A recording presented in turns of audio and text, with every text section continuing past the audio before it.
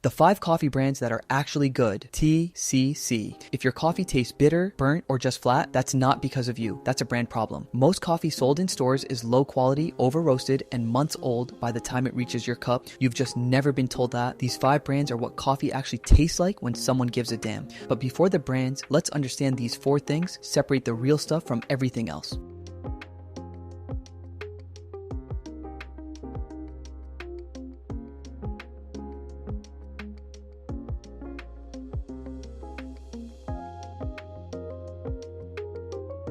Number 1, bean quality. Specialty grade starts at 80 out of 100. These brands are hitting 85 to 95. Different sport entirely. Number 2, freshness. Coffee goes stale fast, and most supermarket bags were roasted months before you touch them. The good stuff ships within days. Number 3, sourcing. Ethiopian beans taste floral. Colombian tastes like caramel. Brazilian goes nutty. Origin is flavor. And finally, number 4, flavor clarity. Coffee should taste like somewhere specific. If every cup you've had just tasted generically bitter, that's not coffee's fault. That's what years of bad coffee trained you to expect. 4 things. That's the whole game. Now let's get into who's actually playing it right. Number 5, Onyx Coffee Lab. Here's something wild. The best coffee shop in the world isn't in Paris. It's not in Milan. It's not in Tokyo or New York or any city you'd expect. It's in Rogers, Arkansas. Population 70,000. And in February 2026, Onyx Coffee Lab was officially ranked number 1 coffee shop on the planet by the world's 100 best coffee shops list. Let that sink in. But awards don't mean anything if the coffee doesn't deliver, right? So let's talk about what's actually in the cup. Onyx